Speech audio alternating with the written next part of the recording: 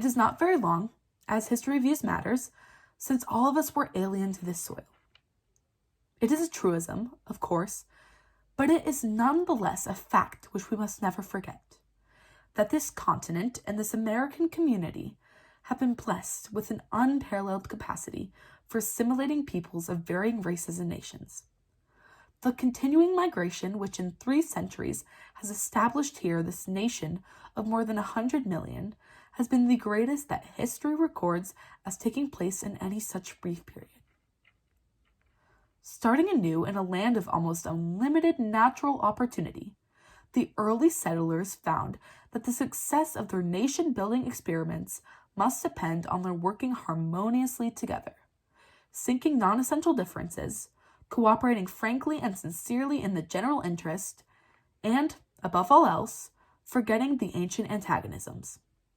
It has been our good fortune that we have been able to shake off the old traditions, to strike hands with our neighbor in the common effort to preserve our newfound liberties, and, along with this, through our system of universal education, we have been able to guard against the revival of old or the creation of new regional or group hostilities. It must be the hope of every American citizen to maintain here as a permanent establishment and as a perpetual inheritance for Americans of the future the full measure of benefits and advantages which our people have been privileged to enjoy. It is our earnest wish to cooperate and to help in every way possible in restoring the unfortunate countries of the old world. We want to help them to rid themselves of the bad traditions, the ancient animosities, the long-established hostilities.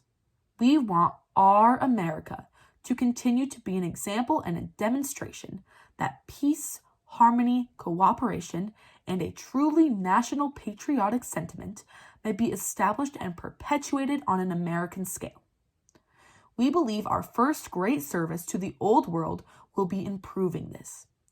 And, in proving it, we shall be doing the things that will best equip us, spiritually and materially, to give the most effective help toward relieving the suffering nations of the old world. But in cherishing all that is best in the land of your origin, and in desiring the highest welfare of the people of the old home, the question arises as to how that result can best be secured. I know that there is no better American spirit than that which is exhibited by many of those who have recently come to our shores. It is my belief that those who live here and really want to help some other country can best accomplish that result by making themselves truly and wholly American.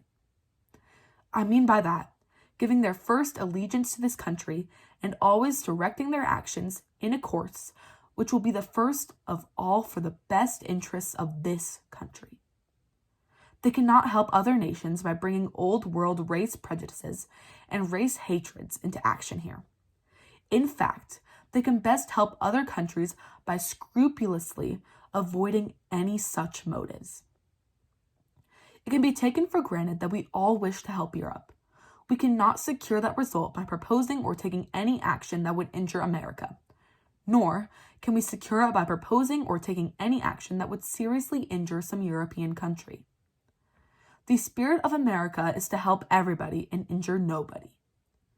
We can be in a position to help only by unifying the American nation, building it up, making it strong, keeping it independent, using its inclination to help and its disinclination to injure.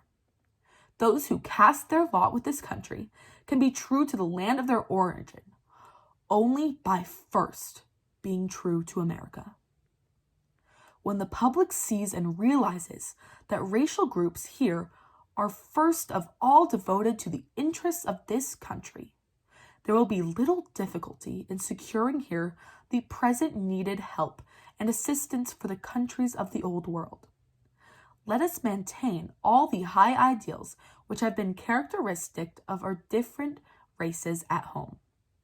Let us keep our desire to help other lands as a great and broad principle, not to help in one place and do harm in another, but to render assistance everywhere. Let us remember also that the best method of promoting this action is by giving undivided allegiance to America, maintaining its institutions, supporting its government, and by leaving it internally harmonious, making it eternally powerful, and promoting a reign of justice and mercy throughout the earth.